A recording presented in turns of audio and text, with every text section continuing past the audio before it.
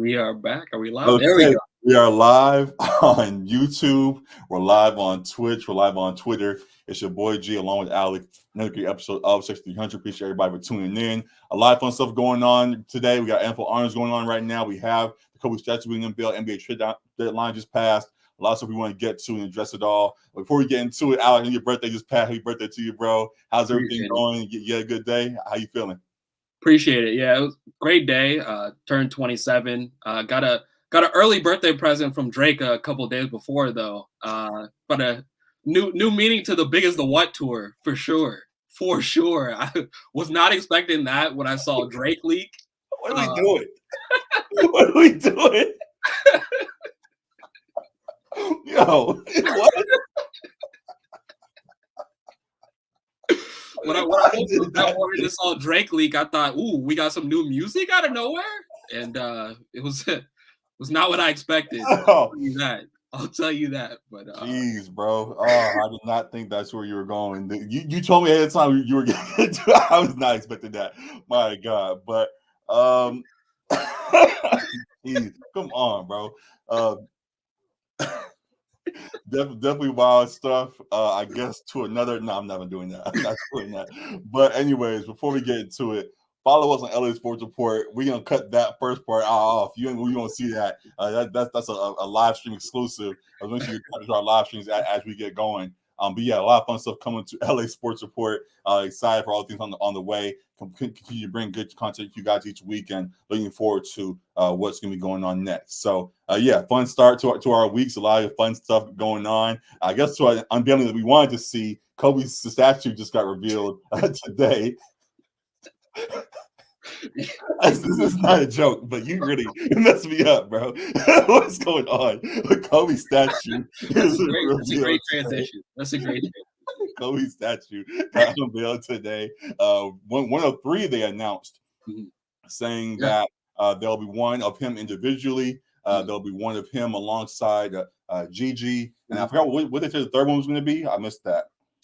One with him in the 24 jersey. So on the 24 jersey. Okay, so yeah, definitely all will be iconic. Definitely happy to get all of these surrounding crypto arena and yeah, just forever. As you see both of us and behind me and all of that, we'll always be remembering Kobe for all that he did. Love that this was the picture that was chosen. Vanessa Bryant said during the unveiling today that for the record, Kobe picked the pose you're about to see. So if anybody's issue with it, tough shit, like, hey, she let it out. Like, there was a lot of debate heading into it about what pose we picked for these statues, as this has been discussed for some time. Of course, we want to see the fadeaways and all that kinds of stuff, but Kobe said that this is the one he wanted to see. I think it's almost funny, like in a way, in my head, just him wanting to remind the young folks in a way. This is how I processed it, like him just, hey, all you young bucks out there scoring and stuff, but don't forget who did it first. I was putting up 81 and do this way back, and every time y'all come to crypto, y'all gonna see me going back to the 81-point game, putting that finger up as I did and commemorating that moment. So yeah, just a great symbol, another symbol of Kobe that we will hold dear to us as LA folks. And Alec, any thoughts that you had after the unveil was revealed today? Yeah. Of course, very well deserved statue, and it was a surprise to hear that there's going to be three of them. Right. Dope to see the first one unveiled. Of course, I was looking for the one where he was pulling his jersey over his heart, like that kind of thing. Cool too, right. A lot of people were looking for that one. My only small gripe when I first saw it unveiled, I was like, that head face kind of don't look like Kobe. It kind of looked like this face, where it's like not quite Kobe, but close enough. It's good enough, and obviously we know exactly who it is. There's enough identification on there, the jersey and everything. We know that's really him. So I ain't gonna complain about it. And statues aren't all perfect. I know sometimes they get the wax figures when they do the wax museums a little bit better face wise. When you're doing the statues like this, it's a little bit harder to get the details needed. But I thought they did a good job with it. I didn't have any complaints when it was unveiled. So I went online, saw folks kind of bothered by it. I was confused by it. But no, I think they did a great job, and we'll definitely appreciate that being in front of crypto for going forward. For sure. And I believe it has his career accomplishments on the placard as well too.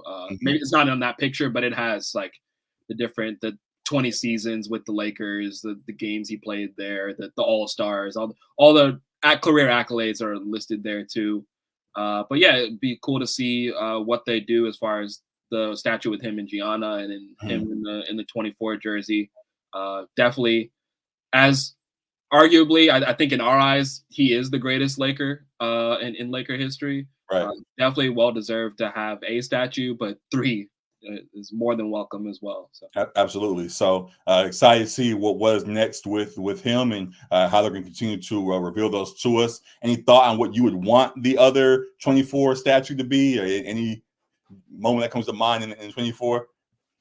Think of what would come to mind in the 24. I mean, those would be the last 2 chips. Right. And then there's obviously like the final game, like that kind of thing too. There's obviously the most symbolic, I think that is when he won his 4th chip, I think that was, versus the Celtics, and stood up on the stand, not the stanchion, but the middle media row, whatever that was. With both his hands out, yeah, the stand, and had his hands out, and the confetti was falling all over him, and all of that. That was an iconic picture. You do that definitely see that one, in sort of way. Also, I think it would be only right to have one statue of him shooting the ball over people. Maybe not having it, of course, but just him doing his fadeaway, I think would be perfect. So yeah, either of those I think are very fitting, and either way, we'll enjoy it all. But and looking forward to what they decide as the time goes on. So yeah, good stuff there. Yeah, for sure. So yeah, looking forward to what's next with him. And now he's going with the Lakers. More interesting things going on for the Lakers right now. Actually, I will say that was the most interesting thing for the Lakers that actually happened today. Outside of it, it was pretty quiet. The Lakers didn't make a whole lot of moves at the deadline as people had thought. He's not leaving. I told you D'Angelo's not leaving. Here to stay for the season. Folks doubted that man, but here we are. D'Angelo's still in the building. And amongst others who, as we said, didn't need to get moved at the trade deadline. We thought LeBron would make the call and go into full GM mode and start doing the fire sale with how things have been going over this season, being somewhat not fully replica, but not being as successful as we may have hoped. But instead, we have decided to stand pat, and the team will stay constructed as it is for the time being. What does the quiet trade deadline for the Lakers mean for their season? Yeah, I mean, for me, it signals potential second round exit. I could see them getting back to as far as maybe Western Conference Finals like they did last year, but that's going to be everybody playing at their A game, like everyone playing up to their top potential. And I mean, we've seen it from AD all season. We know he can do that if he's healthy. And we see it from LeBron where he ticks it up even more a notch in the playoffs. But you can't necessarily just expect everyone else on the team to have that same uptick that your superstars will. We talked about Reeves and stepping more into that third slot. D'Angelo is still there. So either one of them, if they can either one of them step into that third spot consistently, that's going to be the key to getting over the hump. But yeah, I mean, we still have clear deficiencies defensively remaining with the same roster. We have some injuries too, which hurt between Vanderbilt and Gabe Vincent's been out forever. If we can get him back and he can add to the equation of the perimeter point of attack defense, that would be huge for us. But yeah, just not improving the roster at all defensively. You keep the offense in D'Lo. We talked about trade deadline. D'Lo was Hall of Fame worthy. Hopefully he can maintain that type of impact offensively, because we do need that for the regular season too, just to be in playoff contention. But come playoff time, it signals to me that they're not winning a chip this year. They can compete. They can compete with anybody when they're playing on their A game. But I don't think they're quite good enough in a 7-game series against some of the more elite Western Conference teams.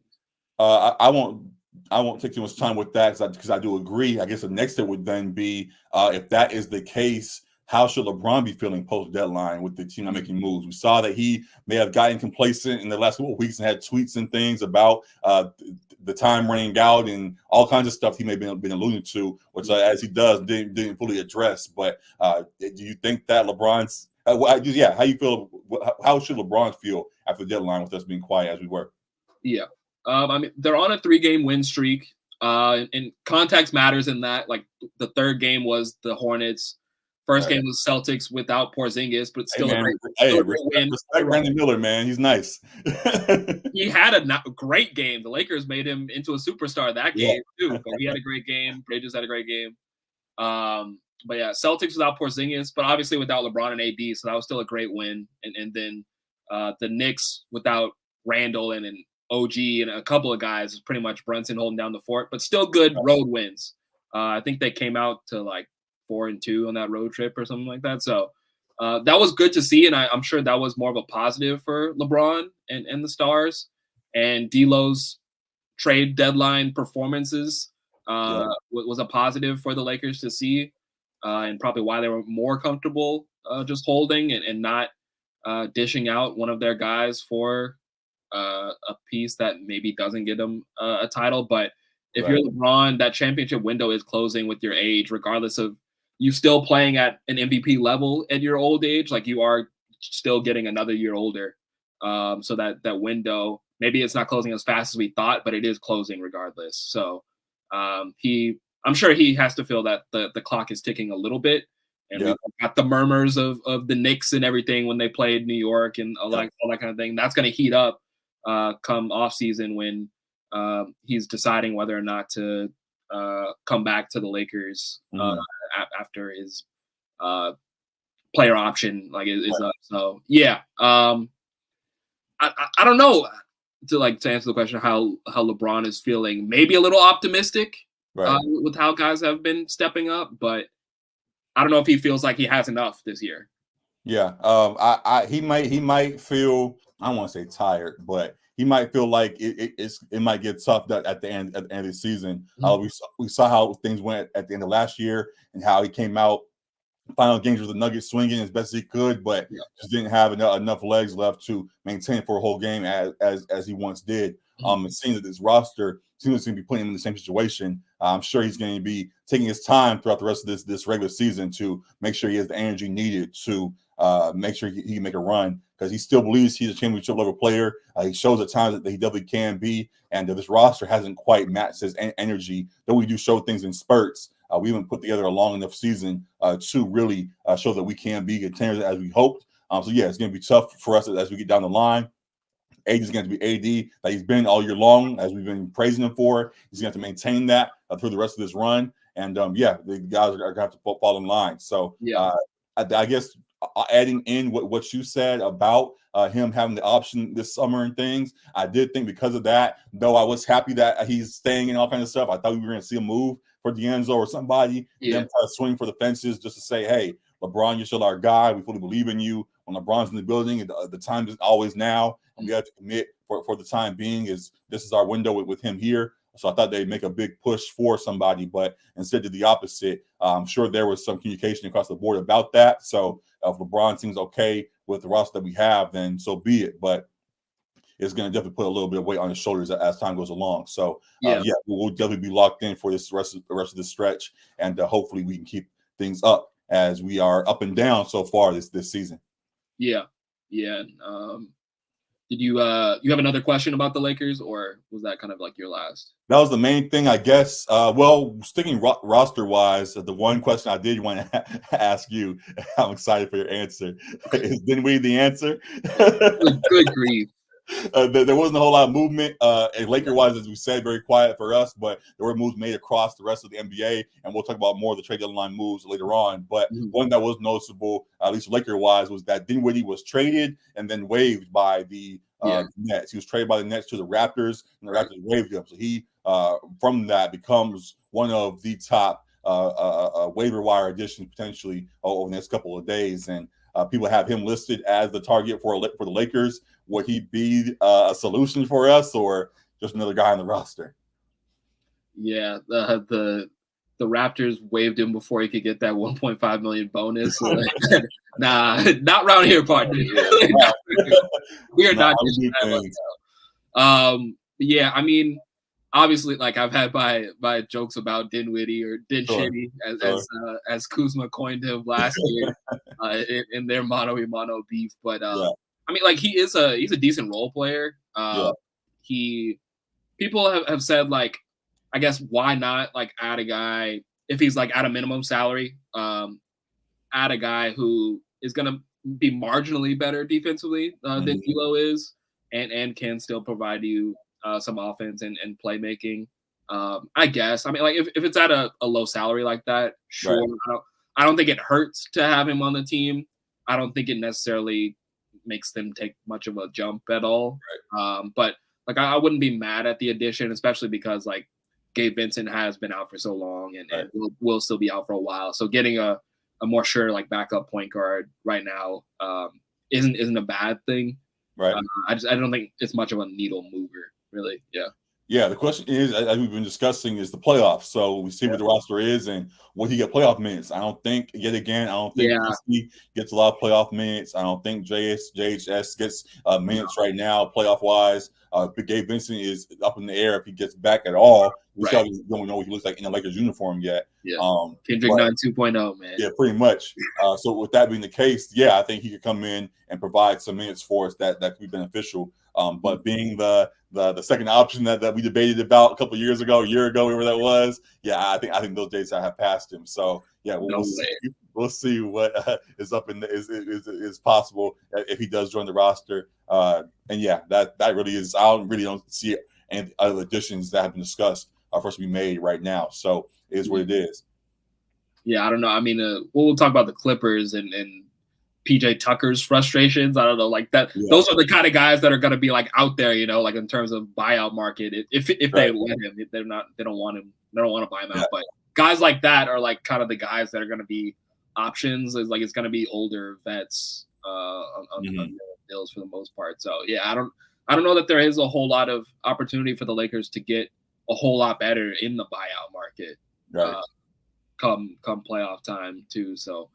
We'll see, but I know that part of the reason for holding and not making a move was just like, I guess, not going all in, like waiting for next season when they're going to have like the space for more of a bigger game-changing third piece there. But to me, like we've talked about, it feels like the two-star structure along with really great role players is the formula for at least a LeBron-led team. Like shooters around LeBron and AD is the formula. So I don't know that going in for a third guy is going to be the answer, but we shall see. We shall see whether holding here what was the right move to make. We've seen them be too aggressive in times and go for the Russell Westbrook trade in the offseason when they didn't necessarily need to. So yeah, we'll see. Pelinka's earned some trust, I guess. Right. So we'll see. Yeah, the trend in the NBA went from having the big three to having the big two, as we saw in recent years. Now it's almost having you have to have a whole starting five properly. Maybe you don't have one clear dominant guy. Maybe you do. There are some teams that do have that one guy. Maybe not as dominant as LeBron once was, but you have a 1A, then you have a bunch of just really good guys around him. Some guys that could arguably be a 1A themselves, like we see with the Celtics, who have Tatum's the 1A, but you have Brown there, you have Porzingis, and you have Drew Holiday and all the other guys that play well. Just well-constructed rosters, top to bottom, when in the past you kind of could have a little more range because of how good your stars were. So definitely got to put some more help around these guys, and we'll see what moves are made to properly support our Lakers here. So that was the roster I wanted to ask. The last question, team-wise, and then we'll do our weekly review. The last one I wanted to ask about the team is just that with moves not really being made with the roster, does that put more pressure on Darvin Ham? Is he on the hot seat now because of the quiet trade deadline, or you think he still is in good standing with Jeanie and them? Yeah, it's an interesting question. I mean, because it felt like his seat was much hotter, especially before the road trip and before they won these last 3 games. But yeah, I mean, I definitely don't think it's a situation where he should feel comfortable like that he will be the Lakers coach next season. Like it feels like it's kind of a coaching for your job scenario where I don't think they would fire him this season now, just with them holding and staying pat with the current roster. But like, because I don't see like we talked about, the other coach that steps in to take over the mantle to take them over the top this season. There's going to be coach movement and whatever in the offseason, and then maybe you're able to get your guy. But we talked about Doc Rivers already went to the Bucks, and they're having their struggles, which we could kind of see happening, of course. But like there's no guy like a Doc right out there on the market, right, to just immediately step in and take this Lakers team over the top.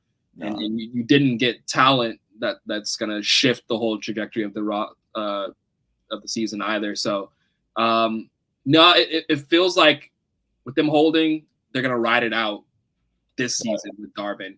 But it's not a guarantee that he'll be back next year. Yeah, there definitely some tough times for a lot of these guys, and guys are going to step up to the plate.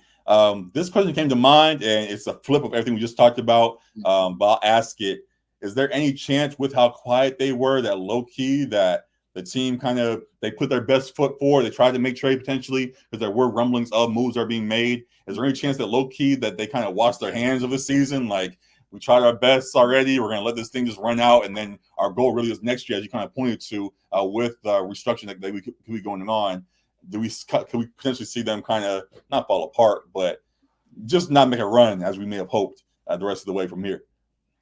I don't think you can afford to do that with the LeBron James-led team. Like, too many jobs are at stake if you do that with the LeBron-led team. The coach's job's at stake. The GM's job's at stake when you do that. Like, this is a team when you have LeBron – your goal is title, like every year that LeBron's on your team and he's playing at this level. So I wouldn't think so. And they definitely wouldn't say so. Like, even if they are kind of meaning that way, maybe, that definitely would not be the message from Jeanie and all of them. Like, they're always they never say it, but you guys start resting a little bit more, or we start seeing a lot more of I don't know, just bench player minutes and all kind of stuff, whatever. Mm-hmm. We don't see any more adjustments being made. There could be a situation where it's like, this is the team that we have. We've been a 500 team all season long. This is not a championship roster as we think it is. So we're just going to be an entertaining squad for you guys for as long as we can. But our goal is to rebuild it in the offseason and really get rolling next year for I don't want to say LeBron's last hurrah, but I can't think of any other way to describe it right now. But essentially that could potentially, because of obviously we see what his age is and all of it. So we'll see. But hopefully I'm wrong. But it was a thought that came to mind as you talked about looking to next year, being a bigger movement being made for the squad. Right. It's tough because if you compare it to last season, like, there's no like shot in the arm they're getting now, which they did last year with the trade and shifting of the roster. Like, you're not getting that infuse of energy or new weapons to utilize. Like, it's pretty much the same guys. The only additions you're going to get are the guys you're getting back from injury, who hopefully will make an impact. But like, I don't really see like that huge turnaround happening. I think they can maybe feel a little bit comfortable. And I don't know if comfortable is the right word, but just that they have LeBron and AD come playoff time, they have the top heavy talent, like, to compete with the other teams in the West. But it doesn't feel like they have the team that is now going to pull off the run that they did last year, where they're the best team post trade deadline, best record in the league kind of thing. Like, that kind of jump doesn't feel like that's realistic to happen for this team. I mean, I don't necessarily see them taking it off the gas unless they start to fall out of playoff contention. I think they're still going to compete.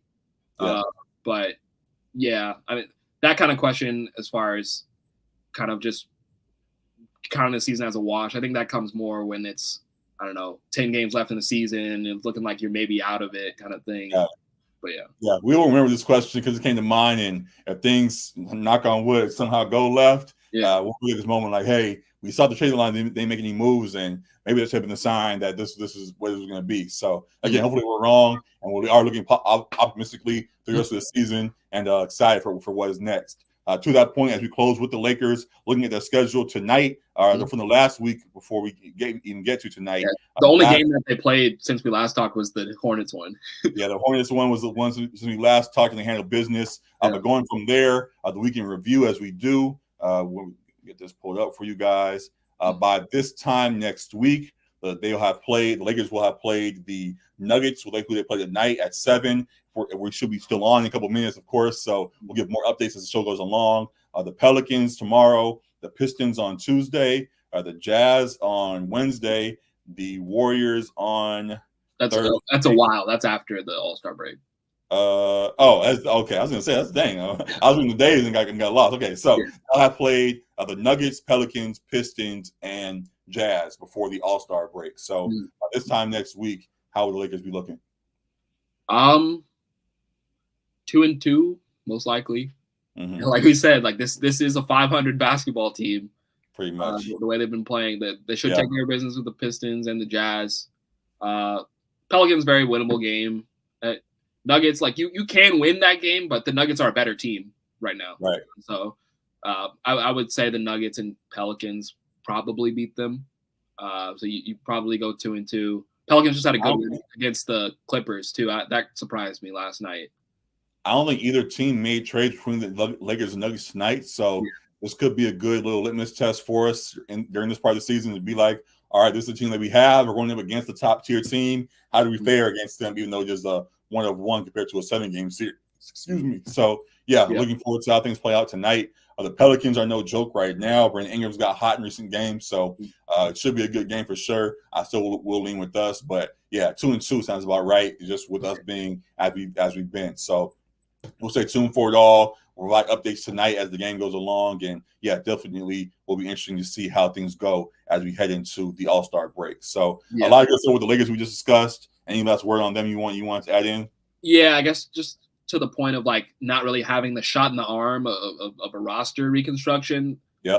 Hopefully, like the All-Star break will be some of that as far as the older guys getting the rest and getting some time off their legs and feeling healthy, rejuvenated for a second half run for the playoffs. Because like we saw looking ahead that the calendar in March looks brutal for the Lakers. Like they're playing a lot of really, really competitive teams in March. And this was a time in February where they could hopefully take advantage of a weaker part of the schedule. And they haven't really done so. They've kind of just played middle of the road basketball. So hopefully coming off that All-Star break, they're feeling rejuvenated, and D'Lo's even more comfortable. Like his security in LA is good, at least for the end of the year. And they can just hit the ground running after the All-Star break and make some form of a run. Yeah, definitely hear you there. I was trying to pull something up. They may not have a shot in the arm from a new player, but they have ice in their veins already, so they'll be just fine. And hopefully, we'll stay tuned with all things going on Laker-wise as things play out. I'll definitely hear you about them. Just need to step up as things go along. So, good stuff with the Lakers. We'll continue to address things with them as time goes on with their season. For those that tuned in, make sure you show love to LA Sports Report. A lot of clips from these streams will be posted there as time goes along. Now we go on from the Lakers, going to the other side of crypto with the Clippers. They've been playing all right. They did have a couple had a loss really to the Pelicans themselves, we just addressed Laker-wise. But outside of that, they've had some good games and continue to show that they are a top-tier team as we believe them to be. Any first thought on the Clippers as I get things pulled up right now? Yeah, I mean, they've still been playing pretty great basketball. As I said, surprising loss to the Pelicans at home last night. Right. But this has been the best team in the league for the last 30 games plus 31 games. They've been really, really hot. And it doesn't feel like that's a fluke at all. It feels like they've found the formula, as we've discussed. So Paul George, I believe, because he was asked about trade deadline as it was approaching, and saying that they feel like they have the pieces already to win a title. So they probably weren't. Hey, hold on. Go ahead and stop right there. They had the pieces, but if he doesn't show up, then what are we doing? Where's Paul though at? Man, he's been had a couple of games where he's been kind of non-existent. Yeah, right. Like 17 or less than that a couple of days ago. He had 7 last night versus the Pelicans. Yeah, just has not been up to par. This team's going to be the number 1 seed and the championship squad that we believe them to be. We need Paul George to step up alongside Kawhi and Harden and all those guys in order to achieve that. So I fully don't know what's causing the slump as he's been dealing with right now, but we can't have Waldo showing up. We need PG for real to step up to the plate And yeah, hopefully he does that as the rest of the season goes on. Yeah, I can't believe he set himself up with his Where's Waldo Halloween costume. Like, what? He was not thinking this through, but yeah, I mean they've been winning in spite of him. Honestly, in the last 5 or so games, he's been off. Yeah. A major part of it, he was asked about his groin, and he said it's not an excuse, but like he definitely has been playing through it. Like he feels like he can play through it right now, but it's clearly like affected his play because he has not been up to par. It's been a lot of bad shooting nights. I keep using him in slips, thinking it's going to be the night he turns it around, and but yeah, the shooting's been off. The playmaking's still been there, defense still been there, but they've been winning because of Kawhi carrying a lot of the load, Harden carrying a lot of the load, and then those role players, Russ and the rest of those role players, really stepping up and playing good ball. So hopefully, Paul George can get right with the groin injury. Even if he needs to sit down for a little bit, that's what you have Harden, Kawhi, and Russ for. So, yeah, I think they'll be just fine, but definitely want Paul George to get right. Yeah, contrary to the Lakers right now, they actually have a room for their stars to sit. They can let PG sit for a little while and have the guys that can turn to. Though I will say for the Lakers, we did see the one game where the bench guys stepped up, so we want to fully knock on them. But for the Lakers being the 10th seed versus the Clippers being the 1 seed, it definitely is a big difference. And yeah, them falling the games a little bit doesn't hurt as bad as it does for their other LA squads. So yeah, PG can take his time right now, especially as we get ready for the All-Star break. I know we get to sit for the whole time leading to the break, but if you want to sit for a couple of days and get a head start on that weekend, go ahead and do so. So when you get back this last stretch of the regular season, you guys can really get rolling and back to the true premier squad that you guys looked like for a good stretch a week or two ago. So yeah, want to maintain that as best as they can. And this seems to be a slight disruption. So hopefully they can address it and get back on track as need be. So definitely we'll be paying attention to that as things go along. Yeah, and you mentioned the Clippers had claimed the 1 seed. I think it's shifted now because they lost that game last night. Right. And the teams 1 through 4 are all within like half a game of each other. Yep. But yeah, I think this is like the first time they've been number 1 in the West at this point in the season, like in a very long time, if not ever. Right. So it's just a testament to how well that they've been playing as a unit. And I think it would be advantageous for them to get that 1 seed. I feel like in a very loaded West, just having that home court advantage come playoff time.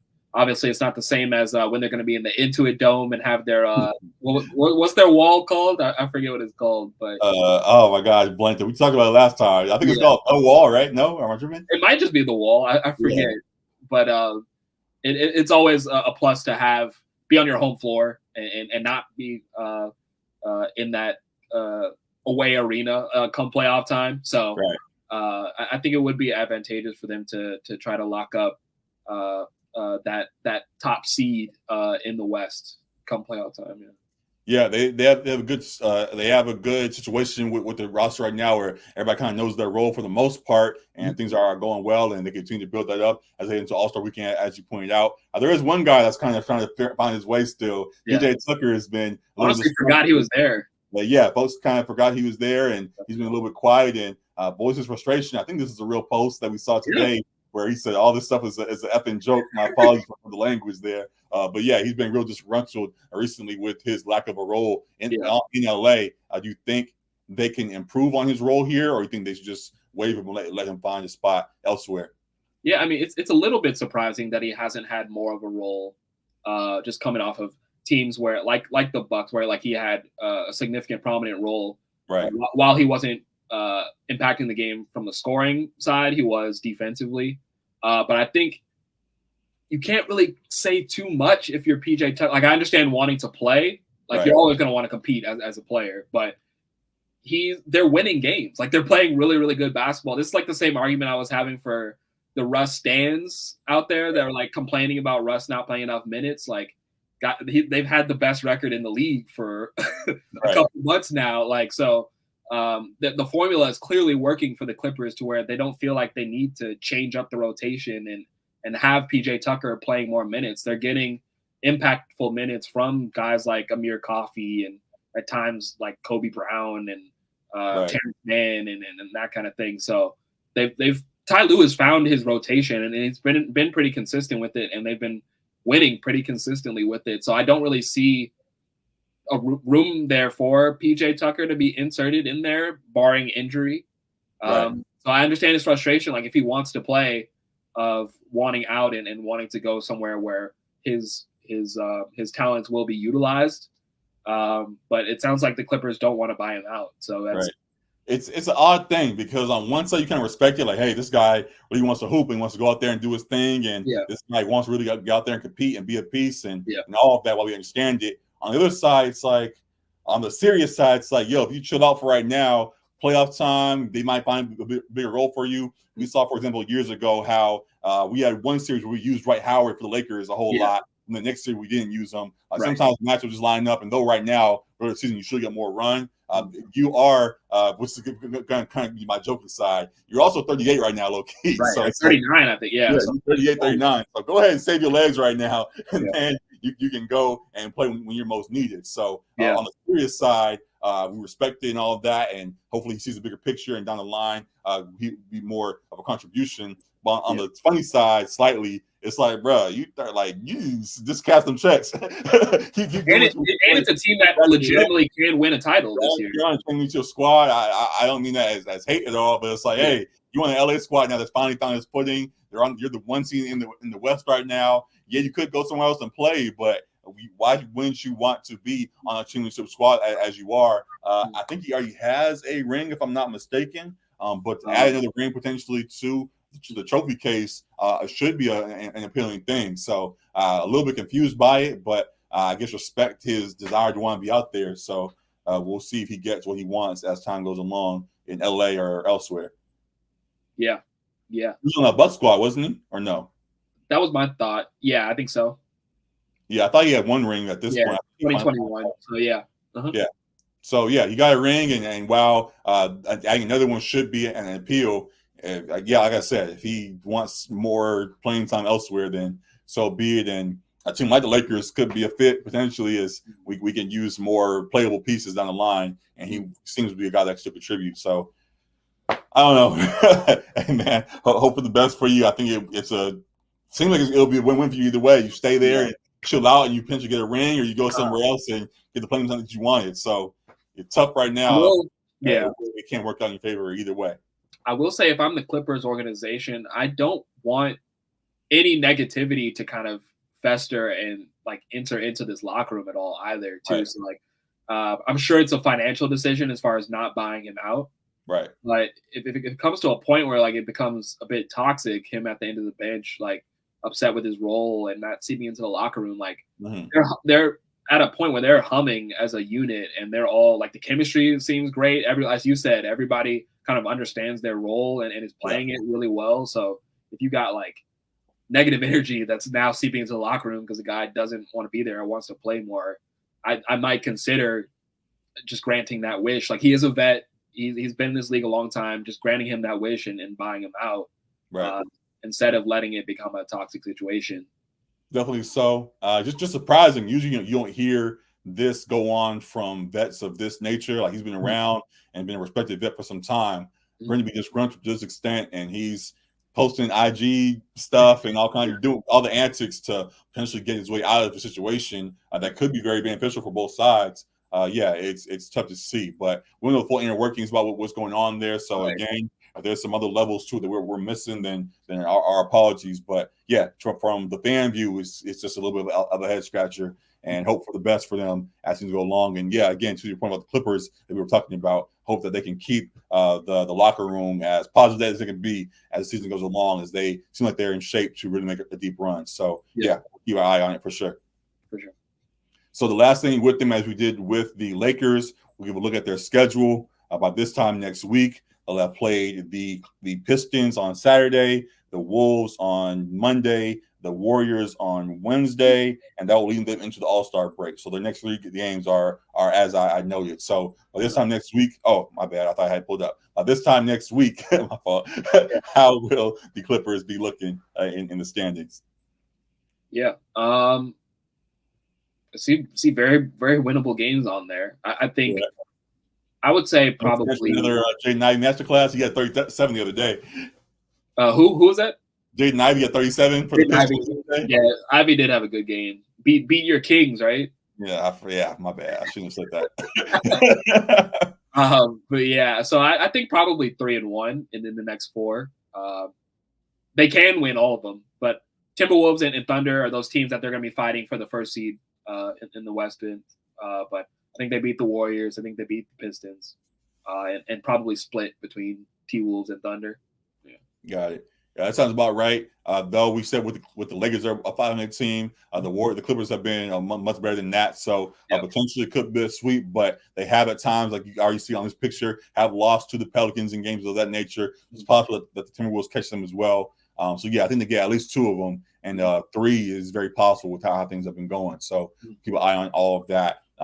Just very excited for all that is on the way. So a lot of good stuff going on for both LA squads. Continue to show love on all platforms, especially on YouTube for those watching. Subscribe to LA Sports Report. A lot of good stuff going on there, and excited to keep things going for you. So, excuse me. That is it for all the LA basketball things right now. Where do you want to go next? We have a few on the docket. I'll pass to you, just seeing what you wanted to address. Just sticking with LA, we can knock off the Chargers real quick. Sticking with the LA sports. Your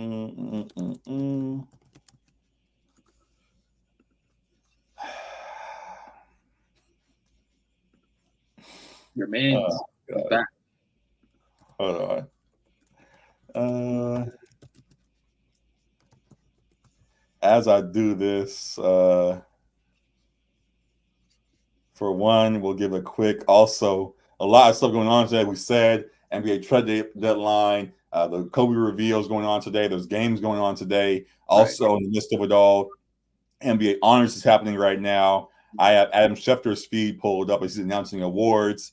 The latest one announced is the Hall of Fame class of 2024, where they just announced. We have the list here. Julius Peppers, Devin Hester, Dwight Freeney, Andre Johnson, Patrick Willis, Steve McMichael, and Randy Grandisher. Any thoughts on them as I pull up this stuff for the Chargers? I was about to say we're starting to get to a point where I recognize all these names, but I don't know the last 2. I don't know Steve McMichael or Randy Grandisher. Yeah, the last 2 probably were on the list for a while and finally got in, and they're the case. So salute to them. But yeah, all those other guys, I believe are Hall of Fame worthy. Peppers through Willis, definitely. I mean, Hester, of course, Hall of Fame returner, man, and then Peppers and Willis, like on and Freeney's was a D end as well, right?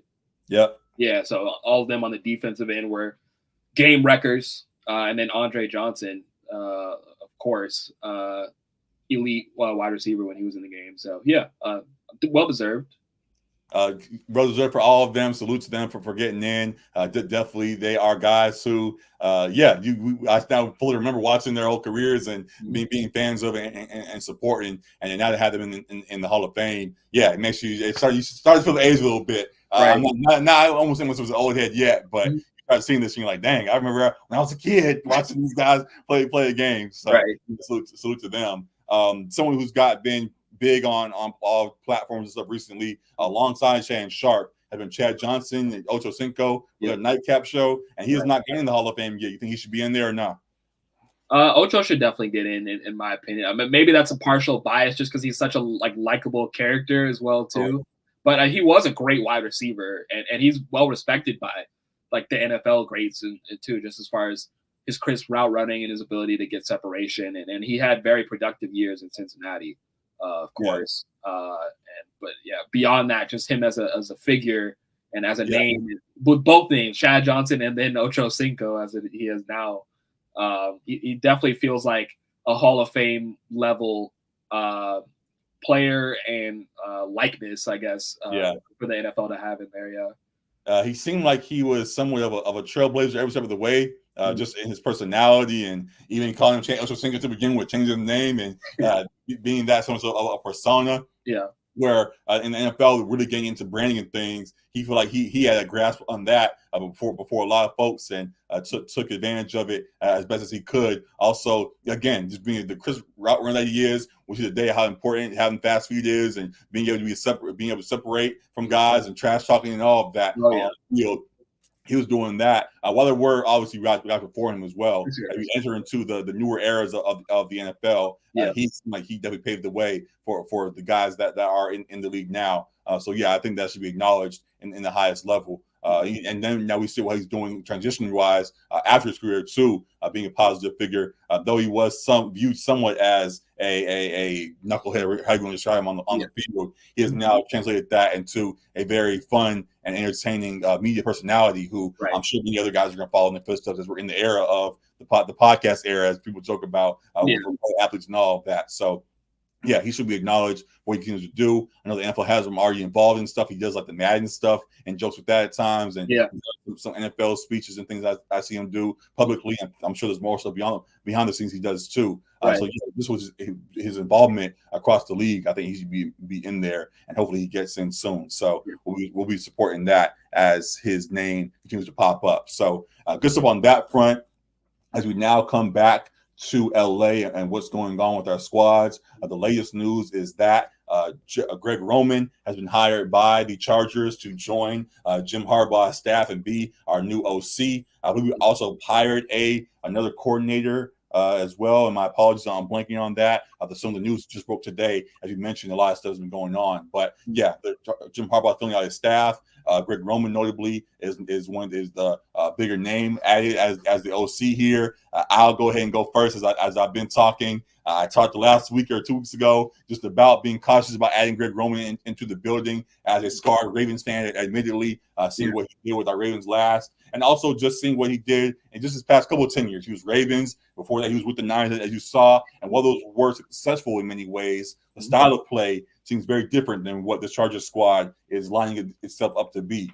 So he seems to really have a great understanding of the run game. He seems to have a great understanding of just how to manipulate defense in that regard to really open things up that on the outside for running backs and all of that. So just with that being the case, it's not a run-heavy offense. We have a very star quarterback in Justin Herbert who we want to really help build around and all of that. So we're seeing what he's going to be able to do with them. Though the argument can be made that he was a run-heavy coordinator in the past because he had run-heavy quarterbacks in the past. We will see how that plays out.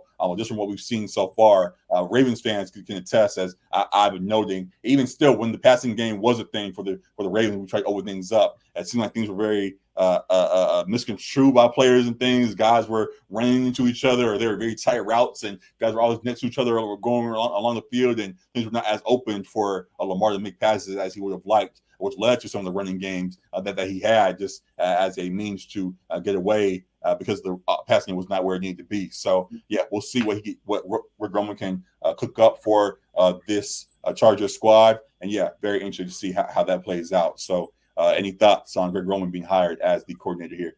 Yeah, it'll be interesting to see like how the marriage of Greg Roman's style, philosophy, scheme with the talented quarterback that Justin Herbert is. Right. Obviously, like you want to lean more on an elite arm talent in Justin Herbert as your QB and the cornerstone of the franchise. But we also did talk about how important it will be for them to establish the run game as well with that, because they haven't had that in past seasons with at least from efficiency wise from Eckler. Like they had him out of the backfield catching passes, but efficiency wise between him and Joshua Kelly, it wasn't working on the ground. I mean, with Greg Roman, you believe that you will have a good run scheme.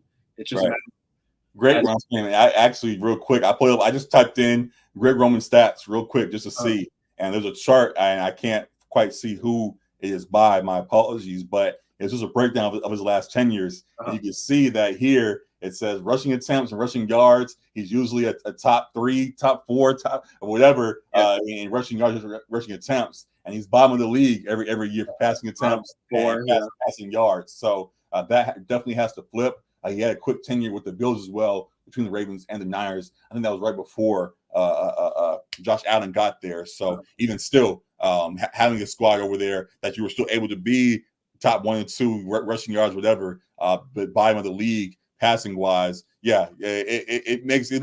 There's reason why a lot of Chargers fans are cautious right now, even though we know the rapport he has with Harbaugh. So I'll say 2021 looks good in terms of the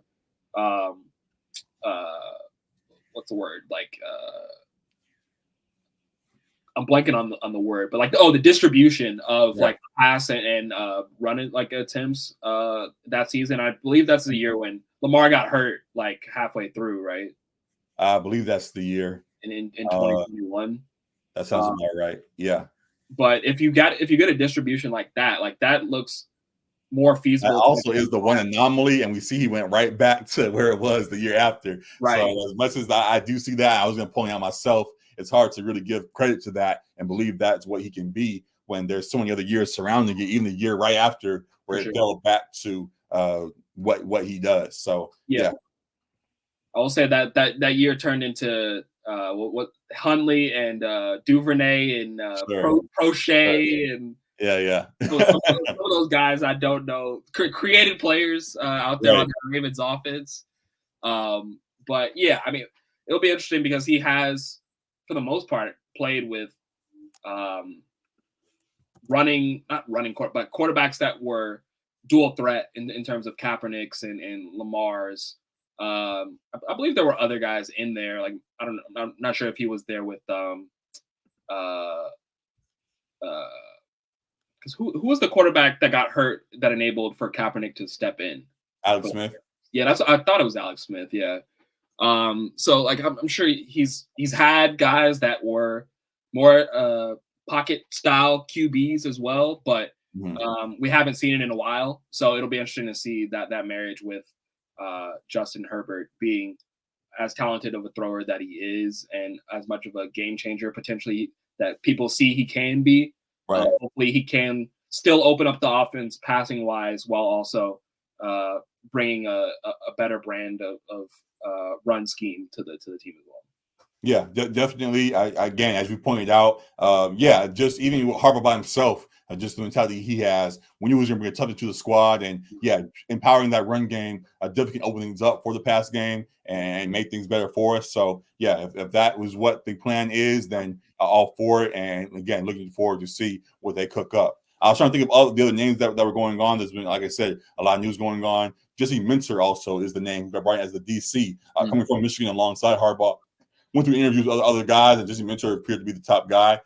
So Harbaugh brought him from Michigan to be it. And I hope he brings that toughness that the Michigan defense had over to the Chargers as well. Having this again, toughness is the main word we're saying for all these guys. And just excited to see what all gets cooked up for the Chargers this offseason. So salute to him, salute to Greg Roman for being here. Though we had a lot of comments just about it for what we've seen in the past, we do still have high hope for the Chargers squad and want to see things turn out well. So hope for the best for these guys that are added to the staff. For sure. Yeah. Any other anything you want to say about the Chargers or anything right now? No.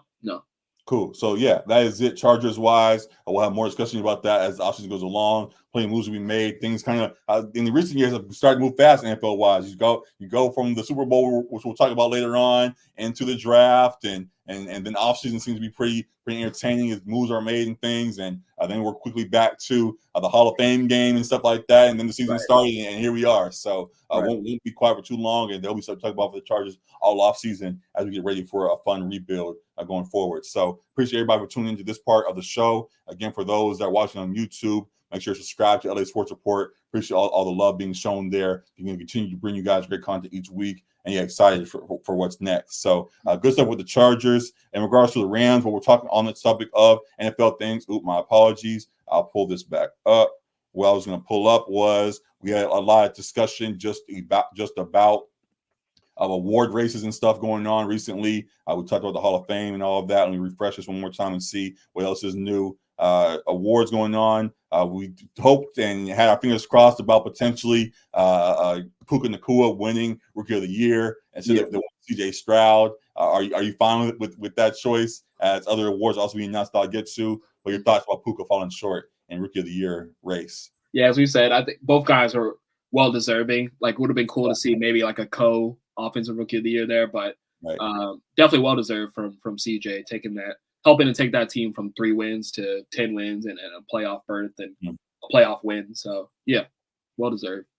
Yeah, salute to him. It's hard to beat, especially when you're a QB. It's hard to beat a guy that put up a good of a performance as CJ did. But Puka did put up a good fight, and hope we're just happy that to have on the roster either way. And yeah, definitely we'll be supporting that. Also, you see here that CJ Stroud won Offensive Rookie of the Year, and Will Anderson won Defensive Rookie of the Year, being the rookie on the backside of that Texan squad, holding down the D line. So yeah, just salute to both of them. Though we are talking about Rams and stuff.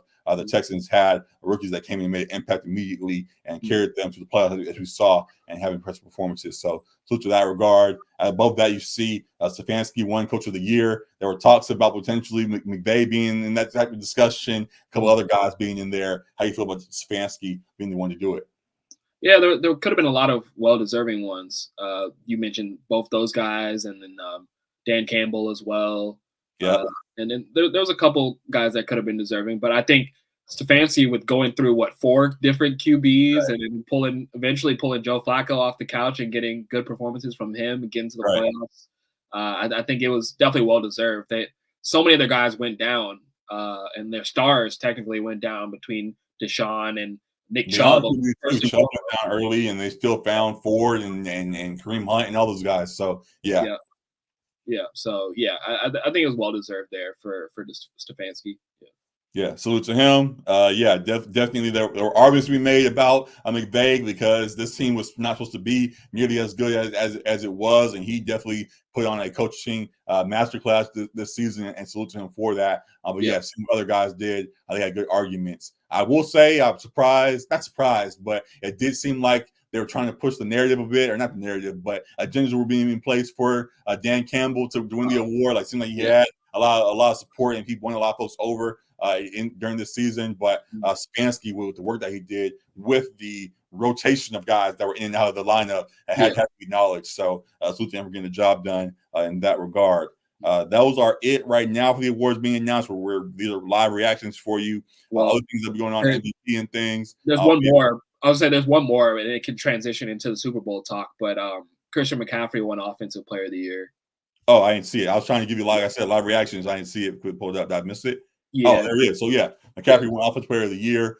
Salute to him for doing that. There are a couple other guys that surely could have been in there. How you feel about him being the one that got the spot? I think that's well deserved too, because he was in the MVP running, just with how great he was for that team, and he was and has been the best player on that 49ers team, and most impactful player on that offense, just running the ball and catching the ball. So yeah, I mean, it makes sense that he would get Offensive Player of the Year. Guys like Tyreek were in that running, kind of fell off towards the end of the year. Had a sensational start in middle, but kind of fell off late. But yeah, McCaffrey definitely well deserved there, because obviously not going to get the MVP when you got QBs that are in the running for MVP, and that's Lamar's award this year. So yeah. I'm surprised Purdy didn't get Offensive Player of the Year. Everybody tried to push for the Purdy agenda throughout the season, but I guess that fell flat, huh? That works. Typically they're going to give QBs the MVP, and then they'll reward the non-QB with the Offensive Player of the Year. Right. So yeah, we'll talk more about that as things go along. Any other Rams news I can even think of? I haven't really seen anything other than we talked about Raheem Morris and the coaching staff moving over to the Falcons. Right. We talked about the hires, I believe, that were I don't know if they have made hires yet. My apologies. I'm thinking out loud right now. But we have addressed the main things Rams-wise for this week. The awards were the only other thing that I wanted to mention right now, and we just gave reactions to that. So that's really it for the Rams. We'll have an actual post for you guys. Probably won't post this part right now. We just leave it as a live stream, but we'll have actual post for you guys on LA Sports Report next week when more stuff is worth talking about. So yeah, a lot of good stuff on the way with that. And yeah, now we can go to the Super Bowl. So a lot of stuff going on across the NFL that we want to get to, of course, with NFL honors and stuff. salute to Lamar. As hopefully he gets announced as MVP shortly and things. But there's still one more game to be played. Sadly, Lamar won't be in it, and for that reason, I've kind of been checked out. I'm not gonna lie, I've been hurt that my Ravens aren't going to be there. But we are going to get a fun matchup between the Niners and the Chiefs. Your final thoughts as we head into Super Bowl weekend, Alec? How you feeling at this point? Yeah, I haven't really wavered, man. Like I think the Niners have been the better football team all season, really. But I think since we've seen these Chiefs in the playoffs, they've been a better version of themselves come playoff time. Kelsey has been more like the potential GOAT status tied in Kelsey that we've seen in these last few games. And Mahomes is just not making mistakes. I think he took maybe 2 sacks, and I'm not sure if he's thrown an interception, he might have thrown 1, but at the most, I think it's 1 interception in this run. So he's taking care of the football, making all the right plays. They're getting Pacheco in the run game, and they're poised. Like they've been here before. They've now gone on the road and won these games in hostile environments. Right. They've got Andy Reid. The defense is really their linchpin. That's what's really the driving force of this team is the defense and Spagnuolo's scheme. So I think they're primed to be the best defense that Purdy has seen this playoffs, as I've discussed, and I think that's going to be a challenge for him. Not that he folds, but I think it will be a challenge. And yeah, it's the better team. Like I said, on paper, the better team is the Niners, but it's hard to bet against Mahomes, seeing how well they've been playing the last few weeks and knowing his history and what he's capable of. I'm still riding with Mahomes and the Chiefs. Yeah, definitely hear you in that. I echo the same thought. I will say with an interesting point, LaJethro Jenkins. I forgot what's the show called? My apologies. What's the LaJethro Jenkins? Is that what the show is called? My bad. I always my timeline. Then you want to say their name and you blank on it. But yeah, they pointed out just potentially about the situation of Purdy playing the Eli Manning role in the Pat Mahomes situation. Is there any way you see that playing out, or do you think that Mahomes has enough put together there with this Chiefs squad still to get past whoever the Niners throw at him? Yeah, I think that's a real possibility because I think the 49ers for sure can still win this game. This is not a blowout either way, I don't think. But Purdy has proven to us that he can step up in big moments. He can scramble and he can make some plays out of structure when needed. And he's not going to play perfect football, just like to the comparison, Eli Manning didn't either, but he stepped up in the moments when he needed to. And I think you can see that from him. Jenkins and Jones is the name of the show. My apologies for blanking on that. I see him on time all the time, and sometimes you see him so much that you don't really care what the name is. You just you guys are funny, so I watch their stuff. But Jenkins and Jones is who they were, and yeah, they pointed out just made a joke about potentially Brock Purdy being the next Eli Manning, and yeah, just what you said, I agree, and kind of the joke that they made, we just agree with or see the possibility of that. Yeah, we know Purdy is not necessarily on Mahomes' level with creativity, and there's the whole Cam Newton game manager, whatever type stuff. But he has the right routes around him that the right throws can be made, and things have been bouncing his way all postseason long, and all of that. If things keep going his way, he could end up making plays to get ahead of this Chiefs squad. As we talked about, in past previews of the postseason, I talked about, I think before our first breakdown, about just how at some point the flaws show quietly, I guess, and not quietly, but I guess in this situation, potentially the Chiefs' flaw. We talked about the receivers. This might be the game to catch up to them. Even saying that, but I don't know necessarily what the flaw would be Niners wise that catches them beyond maybe Purdy himself. Not playing up to par because everybody else has been playing to the standard as they have been. The Niners defense is potentially going to be beatable. We know Mahomes that anything's possible, but I think Purdy could end up playing the Eli Manning role, which would be a funny thing to see for a lot of folks. So we'll see how that goes. Yeah, we will. Should be fun. Yeah, so we'll see how that goes. Before I get into our questions, actually, I'll go to them first, and I'll come back to the other one. But with them, we have Purdy and Mahomes there. I asked the question already. Just looking at the game and giving previews, we both kind of are leaning towards the Chiefs still, and we can go ahead with this being the final preview, same them as their pick. But taking a step back, looking at how things could play out. If Purdy did happen to win, Would that prove anything for him, or you think he'd still have the same narratives around him, even with the Super Bowl ring on his finger?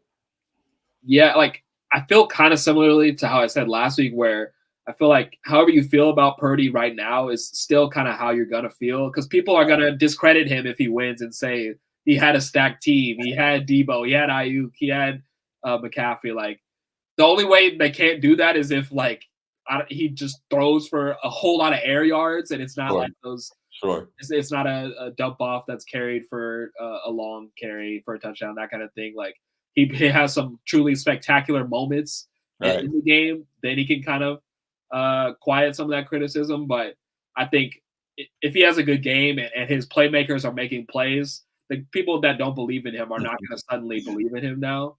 But the people who have been saying like he's a good quarterback, like no, he's not elite, no, he's not on Mahomes level or anything like that, but like he can make plays, and he's like the right guy for the job there. Like he's not Jimmy G. He's a better quarterback than Jimmy G was. Right.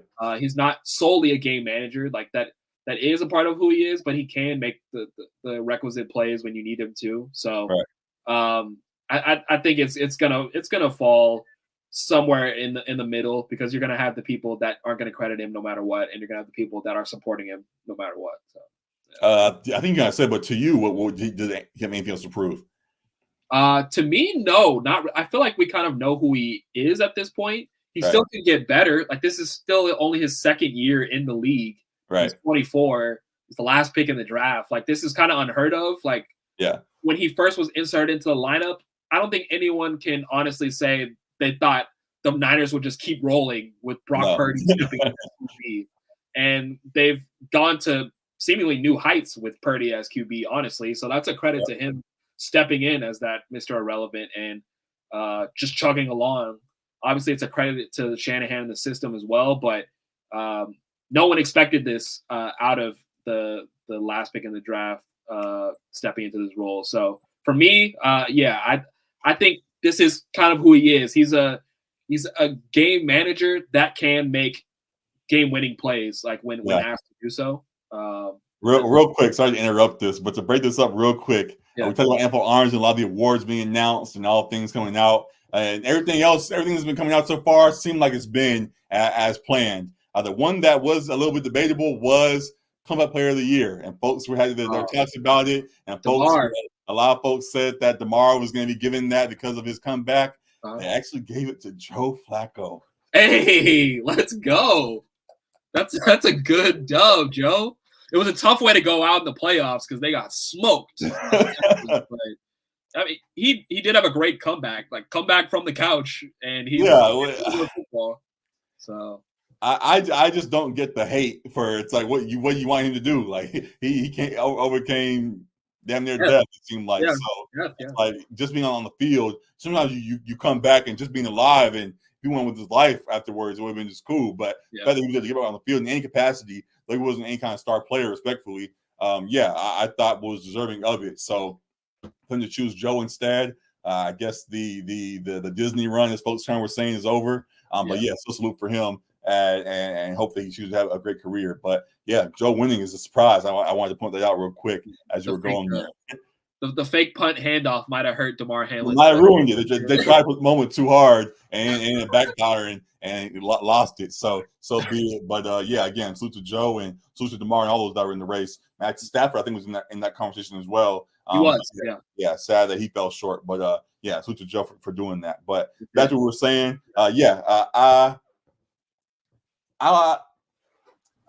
On one end, like I feel like he would have stuff to prove in my head, but when you have the ring, especially as someone who's been a Raven fan, as I've been saying for some time, the one thing I know, like for Lamar, like if he won a ring, I'd be like, y'all can see what you want. Lamar got a ring, so I'm good. So I can't have that mentality with him, waiting for that to happen. And then Purdy, who's had his play as it's been, win a ring potentially, and then be like, oh yeah, he won, but like you can't. I gotta be fair. So if he wins, I'll be quiet because I know how tough it is to win a ring to begin with.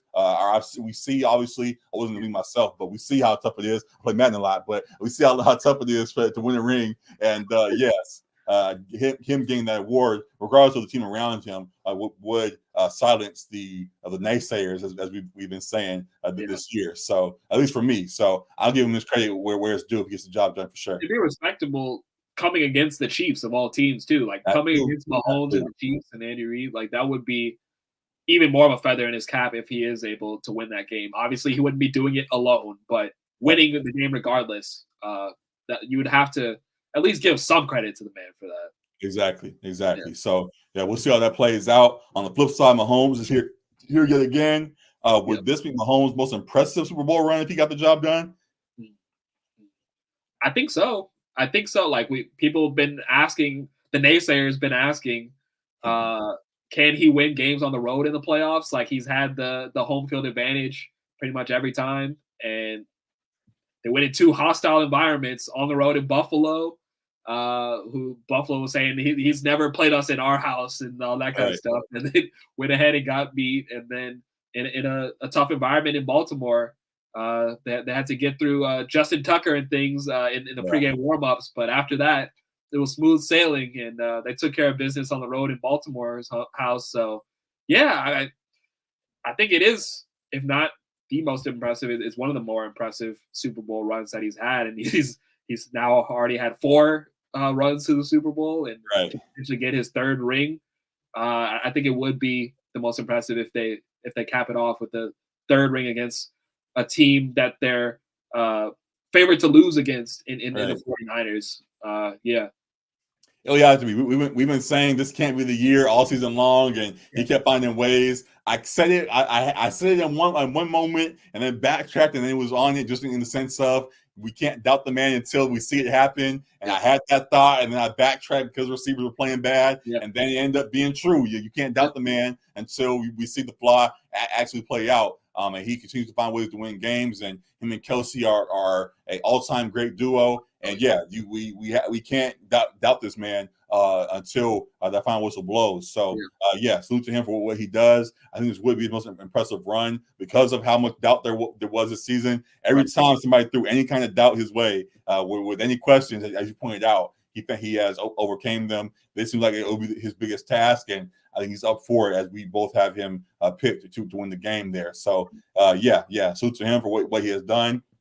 Ironically, this year, as a lot of folks have started to turn on him, he's become a lot of folks' big villain. I've become more of a fan of his for some reason. I really enjoy what he continues to do. I really started to enjoy Kelsey as well and what's going on with him. And I mean, my jokes about Taylor Swift early on, but I've enjoyed the frenzy around them as well. And yeah, I think it's all just been fun for them, and salute for them to how they continue to put it together. So most impressive win for sure. And yeah, just very cool for them that how it all has fallen in line. Yeah, but people hate greatness, man. Like the tide has definitely shifted to hating the Chiefs now and hating. I understand it. I can see why, because beyond the greatness, just the way they play and all that kind of stuff, it can be annoying from the outside looking in, especially when you have teams that are good. As a Raven fan, I should hate them, so I'm sure Raven fans won't be mad. Won't be mad at me for saying this, but being an unbiased fan, as I try to be at times too. Like I seen them, I'm like, yo, like they just keep finding ways to get the job done at every turn. Like as it is, like right now, it's almost laughable in a way. So you gotta give credit where it's due there. So I've appreciated the run that they've been on, and want to make sure I try to enjoy greatness when it's clearly in front of us. So yeah, all praise to him. So yeah, that really is it NFL wise. In regards to the game itself.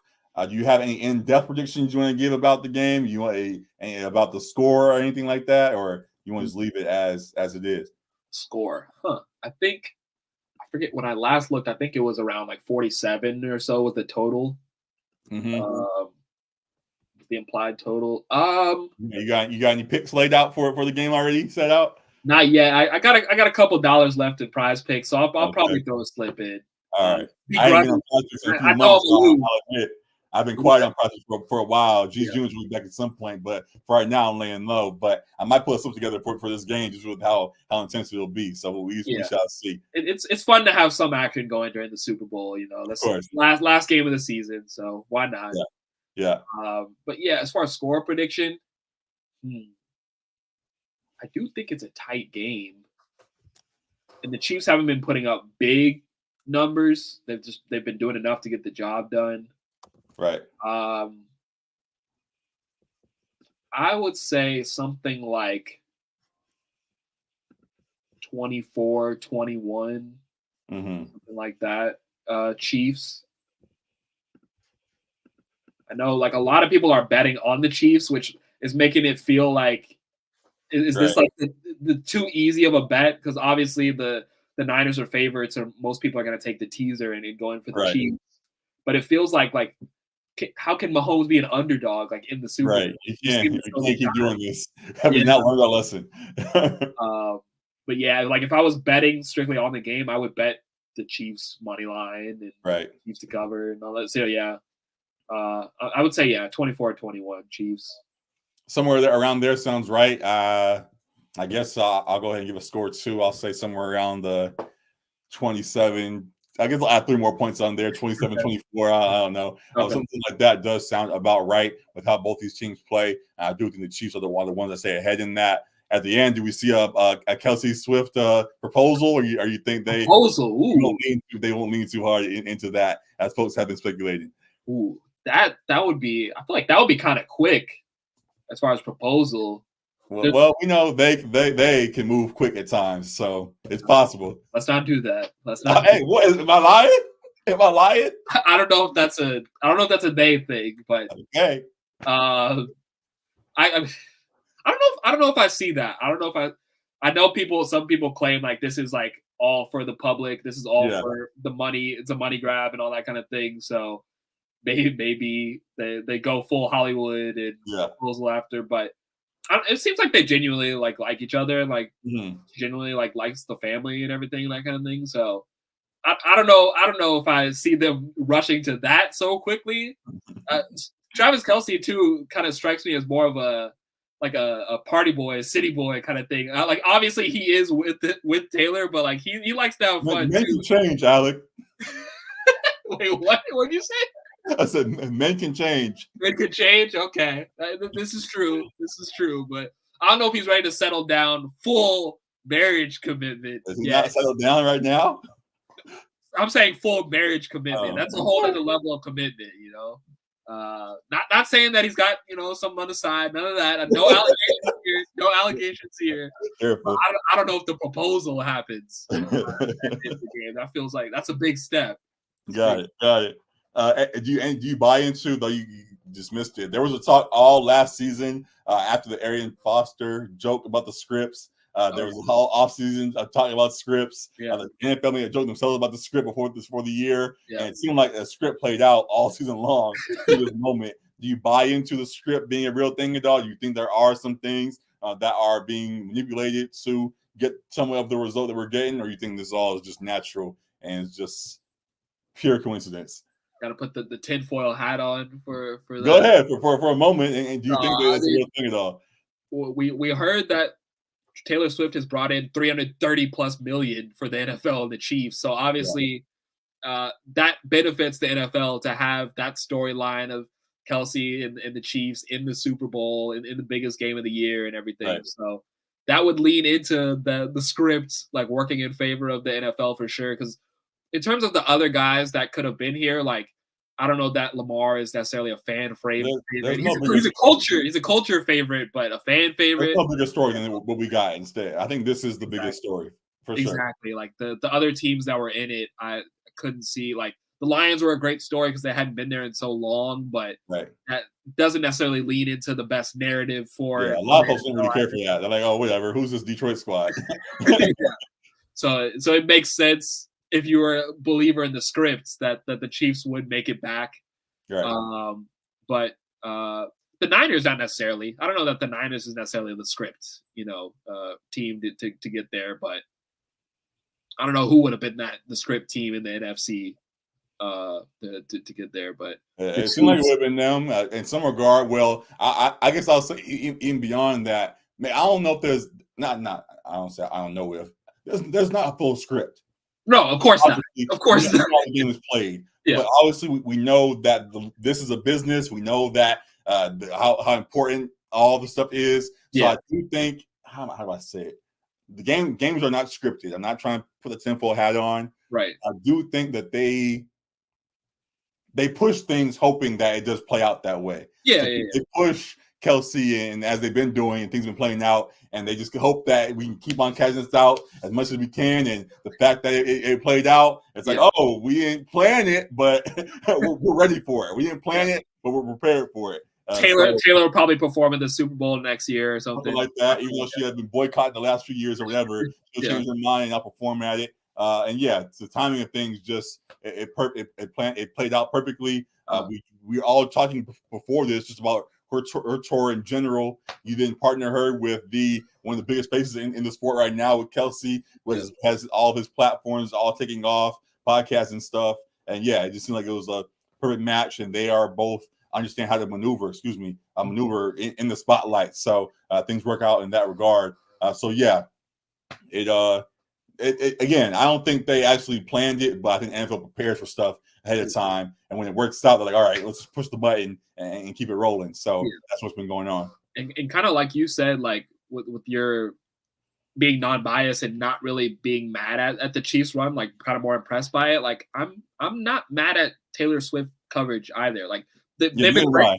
I was annoyed at first. I mean, my jokes, but jokes aside, I think it is all great for the league. Women being involved. I guess that might actually be where the tinfoil hat comes on, because I know there has been trying to get a new demographic. Yeah, there's been a need for women wanting to get involved in sports for a while now, or a desire for women to get more involved in sports for a while. And the NFL has not known how to do that. They've whiffed on women in sports in the NFL for some time now. They just fan wise, like I know they have ingratiated. There are some women on staff. There are some women referees and things of that nature. Women are on TV, of course. That provide great coverage. But in regards to just the fans, bringing women fans involved into the game, they haven't really done a good job in that. The NFL itself and NFL fans as is haven't done a good job themselves already in embracing them. But you then bring the biggest woman figure right now into the sport and say, all right, we don't really know or care what's going on, but she's there watching, having a good time, so we're going to tune in. So,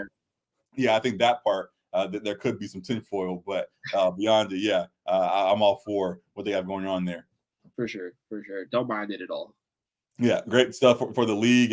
It's been fun having friends, female friends, whatever, hit me up about, hey, is the game going on this week? What should I be betting on? All kinds of stuff. So definitely entertaining things going on there. And we'll be sure to talk about everything else as it goes along. Something else that the last thing I'll mention is that it was supposed to be the big feature of the weekend that now I don't know if folks are talking about much, but I'm still very excited for the Usher concert.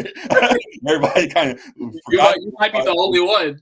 Yeah, everybody's been talking about Kelsey and Swift and all this other stuff, but we still getting Usher. Let's not forget. So I would tune into that and didn't want to forget him. You have a prediction for his first song, or just any thoughts on the show? As he's going to be having his halftime show in the midst of this mayhem going on. I thought the obvious one that jumps out to me is like 3X kind of thing. Yeah, obviously, but like other like funny ones or like big songs would be like "Let It Burn," like that kind of thing. If you went R&B instead of the more poppy songs, or something like that. No, I will say this: just because of who now is going to be who the teams are, we might get more of the EDM songs now in comparison to the R&B songs. If it was Baltimore versus Detroit, we might got some. You make me want and all kinds of stuff. And now we might get and all that stuff instead. So. Gotta cater to your audience, so it is what it is. For sure, but I mean, Usher's got some hits. Usher's got hits, of course. Versatile either way, so we'll be tuned in. I'm very excited for the show. That still is going to be a big grab for a lot of folks, and we'll definitely be tuned into it. So that was the last thing I wanted to make sure we mentioned. Anything else NBA wise you want to get to? The trade deadline just happened. Any reactions to that you want to give real quick? I'm sorry. Can you repeat that? Just any last thoughts? Trade deadline, anything, just anything in general. Not huge moves like in the NBA. I thought there were some solid moves made by some of the NBA teams. I thought the Bucks getting Patrick Beverley was huge for them because they've been missing that perimeter defense. Dame been one of the worst defenders in the league, so they could use Pat Bev there. The Gordon Hayward move I really like for OKC, bringing in a vet there. They got plenty of really, really young talent that are dogs over there that can really compete, and bringing in a veteran, I think, is great come playoff time. Yeah. So if he can contribute and be healthy. What was the other big moves that were made? I feel like there really wasn't a whole lot in terms of big names. DeJounte Murray didn't get moved. He was rumored in maybe a Pelicans move, so some thought BI or Zion could potentially be on the move, but that didn't happen. Who else was like rumored? I mean, we saw the Celtics trade, the Tillman trade a couple days ago. That's not a huge thing for me. That stands out as a needle mover. The Knicks made a couple moves. I believe they brought in Bogdanovich and Burks. They got both. Burks, yeah. So they're definitely seeking to compete in the East. They have great role pieces, but again, if Brunson is who the Knicks believe he is, he's been playing up to be, he can maintain that. If Julius is who the Knicks believe him to be, which has been my doubt the whole time, that you need a better 1A. If they can step up and be the 1A together, then yeah, they can go far. But yeah, as great as role pieces are, if the leaders aren't fully in line, then it still could fall short. So Brunson's been great. He's been sensational. Yeah, so not fully doubting it, but just saying that he has to maintain it, and we'll see what he does. Yeah, your boy won the MVP, Lamar Jackson. Yep. So congrats to him. Salute to him for that. Bittersweet that he won't be able to carry that over and get a Super Bowl MVP as well. But so be it. We still have a lot to build on. And at first, I was like, bro, is this? I don't know how we build from this. And I had a week of just distraught and despair and all kinds of stuff. But excuse me. Yeah. I do think that the Ravens still can build a lot going forward, and there's still a lot of good pieces in the building that can get us back to the spot and beyond. So still rooting for him for sure. Yeah. Yeah. Is there, like, I feel like we've talked about this, but like, why don't they just do regular season awards right after the regular season? I don't know. They want the awards stuff now. Yeah. Yeah, I don't know. They'll figure it out at some point, but for now it is what it is. Yeah, that really is it for the show. We'll end as we do. I don't know what I'm getting caught up on. My apologies, but we'll end as we do each time. We'll go ahead and give you guys the I call game and then get out of here. Okay. And see how that plays out. Yeah. I think it's a good one today. Yep. It's the Ben Simmons and Karl-Anthony Towns fight from a few years ago. Oh, I forgot about this. No, I don't really remember this. No. Looks like the Sixers are the home team. Was it Embiid and Cat going at it, or Embiid, Simmons, and Cat are all in the middle right there. So I don't really remember this game. The away team was the Wolves. The home team is the Sixers. Bang. This regular season. Simmons. So it has to be like 2019 around there. No, later than that. A little bit later. 20. Is that Tobias right there? Tobias has been there. He's been there. Somewhere around 2020. I think it was pre-COVID, wasn't it? It looks like it's pre-Doc too. Because that's like, was it Brett Brown or whoever? Yeah. Bruce Brown, Brett Brown, whatever his name is. Yeah. Not Brett Brown. Not Bruce. Yeah. My bad. So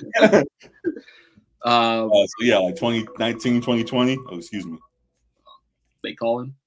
No. 2019 or 20. Let's see. I'm trying to think, like, was he on that bubble team? Who? Simmons. Wasn't that when Doc was there and then he didn't want to play and all kinds of stuff? This was this was before. This was the same season as the meltdown in the playoffs, right? 2021, right? Because that's when they lost to Atlanta.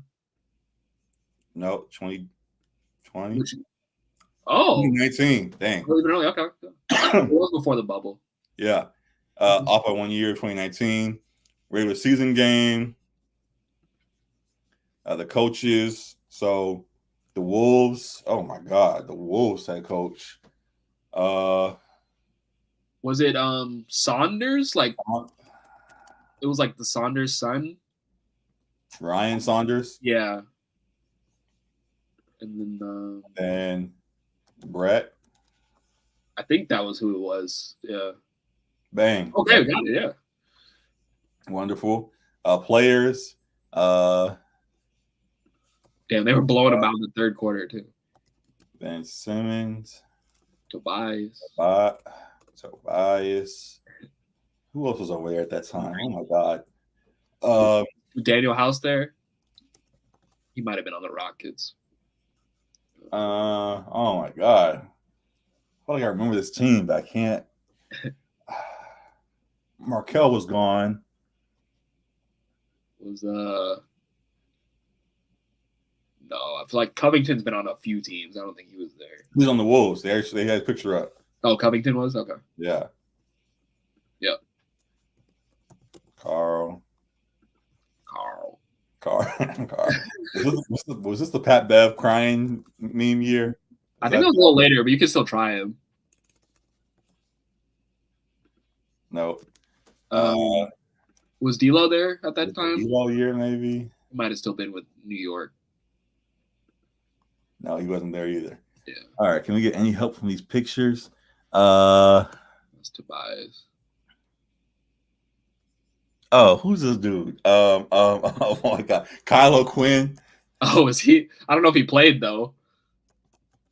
Well, that's the only place I can recognize right now, so he better have played. Yep, Kyle O'Quinn. Yeah, he played.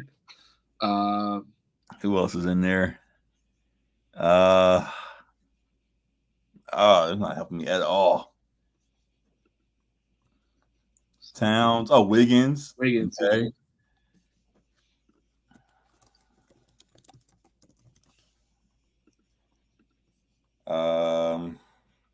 Dang, it was 10 in a day. What's it 13 for this one? I don't know anybody on these. I'm like 2019 Wolves, like because those teams weren't that good. Josh Richardson.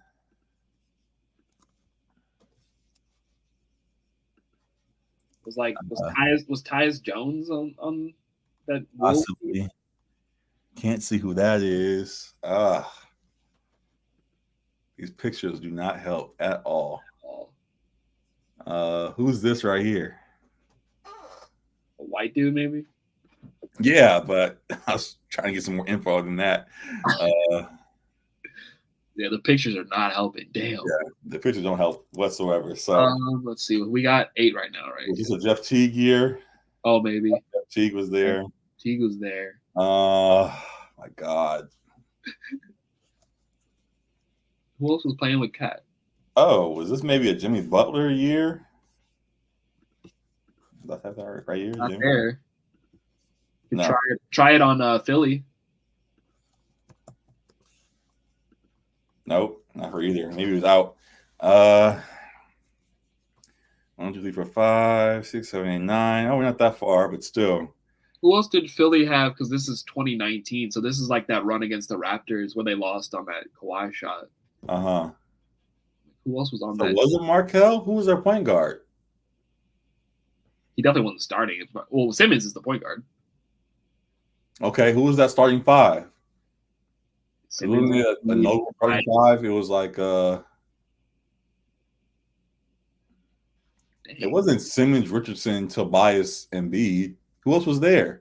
Well, there's got to be a 5th guy. I don't know. I'm trying to think who the 5th guy would be. But also, I don't think Josh started. Is my point. Who was the other guard that was ahead of him? I guess it was Jimmy. If that's the year. Yeah, like Jimmy was out for this game. Right. Was PJ on the Sixers? I can't remember when he was on the Sixers. He's been everywhere. It's possible. No. Oh. All right, we're gonna take the L on that part. I can't. I don't know. Yeah, I guess good names. We'll take the L. All right. It'll say see all players. Yeah. Oh, Thibault. Oh, Al Horford was there. That's a rookie. Korkmaz. Korkmaz Been there forever. Begging for some of these names, but I wouldn't. Korkmaz finally got traded today, also. Right. And then I think he got released. Koji, Layman, Shabazz. Yeah, that's who the white dude was. Layman. Oh, Jared Culver. He was a bust. Yeah. Trayvon Graham. I don't know who that. Travion Graham. Yeah, I wasn't getting that. No, yeah, we were not getting those. Last shot. Just guess Embiid, I guess. Looked like it was a blowout, so probably. Somebody random. Thibault? Nope. Who It just was say? Oh, it was Jonah Bolden. Huh? It was Jonah Bolden. You see, it's green. Oh, I didn't even see it lit up. Yeah. Oh, yeah. All right. All right. So oh well on that, 61%. We'll do better next time for sure. We didn't really get any help in that one, but we'll bounce back. Lakers we'll try to end it on the grid itself. Lakers down 10.5 to the I didn't Nuggets. look. I saw that. Yeah, so be it. Finally, as we close out of here, the grid today is LeBron teammate, Derrick Rose teammate, D Wade teammate, and on the side down is the Cavs, Heat, and Bulls, with the squads they played for. So let's see where we can line this up. We won't do hints. We'll try to guess ourselves. We might even try to rarely score. We know they play for a lot of squads. Yeah. So yeah, let's try this out. LeBron team on the Cavs. We can go deep cuts. We can go to Boobie Gibson and do Boobie Gibson. Who was the other guard that played with him that was All-Star that one year? Mo Williams. Mo Williams. Yeah.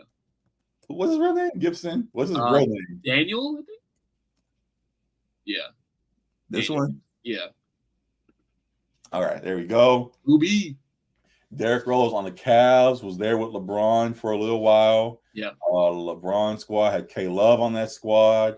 I think Cedi Osman might be on that squad. That might be a deep cut name. Maybe. Yeah, you could try Cedi. Yep. D Wade on the Cavs. Also was there with D Wade for D Rose for a moment.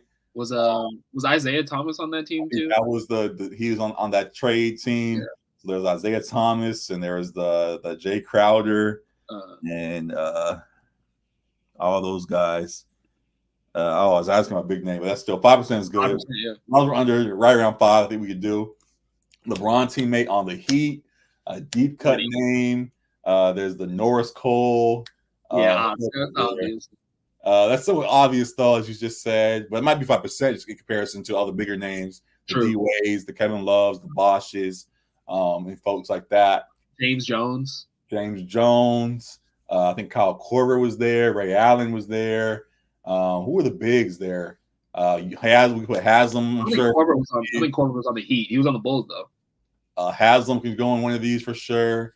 Yeah. Mike Miller was there, I think, at one point with LeBron, right? Yeah. We put Mike Miller for one of these. 3%. We'll take it. D Rose teammate. See what percent James Jones is. I just want to see if people are thinking of him. 2.9. Okay. I tried Norris then just to see what happens. Yeah. 4. Nope. All right. What would you say? James Jones. Yeah. Udonis. Oh, under. Okay. Who's the low one? James Jones. James Jones. Yeah. Okay. Here we go. He's Suns GM now, right? D Rose teammate on the Heat. He didn't play for the Heat. No. But on the Heat. Yeah. LeBron and D Wade. Right. James Jones might have worked for that one, honestly. Right. If you want to just put him there and put one of the other ones there. Put Mike Miller and I'll put James Jones here. Oh no. Oh, I guess he didn't play with D Rose. Well, I think Mike Miller. I thought James Jones followed LeBron everywhere, so right. D Rose teammate. Did Taj Gibson ever play for the Heat? No, not the Heat. I think Luol Deng did though. Yeah. That's kind of a high name. That's our one high name, so be it. D Wade on the Heat. Played with a bunch of everybody. Who was there early on before that championship squad that he went on? Jason Williams. Jason Williams was there. Gary Payton. Shaq was there. Gary Payton. Jason Williams is a good one. There you go. Great. D Wade teammate on the Bulls when he was there. That was D Rose. Obviously fits into that box. No, D Rose is not in that box. He wasn't there with D Rose. But D Rose did play for the Bulls, so it wouldn't count. He was on a nasty squad when he was there too. Yeah, I'm trying to remember who was there when he was there. I think that was the Jimmy year, right? That was before Jim, or no, not Jimmy. No, I don't think he played with Jimmy. Oh well, Jimmy would count for that though. Bulls and D Wade. He didn't play with D Wade though, did he? Jimmy? Oh, maybe not. I don't think he did. No. Okay. All right then. D Wade Bulls. D Wade Bulls. D Wade Bulls. What about Kirk Heinrich for Derrick Rose Bulls? Good, great one. LeBron on the Bulls. D Wade works for that. Who else? That wouldn't be a high name. Probably be high. 9%. Say under 50, can we? D Wade Bulls. Who is there?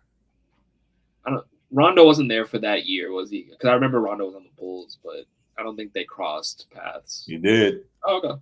All right. Just over 50. We'll take it for today. 6 in a row, keeping it going. Good stuff there. Appreciate everybody tuning in as you guys do. We'll just do one grid tonight and get out of here. We'll have a lot of fun stuff coming up soon. We announced the NBA Midseason Awards will be announced in a couple of days. We'll do that during All-Star Weekend. That'll be a fun part, one way for you guys to interact with us and have a fun time with it. It's not just the regular Midseason Awards. For those, we've been saying it a couple of times now. We have our own version of the Midseason Awards that we'll get to, and you guys can vote on and have fun with. So glad to bring that to you guys.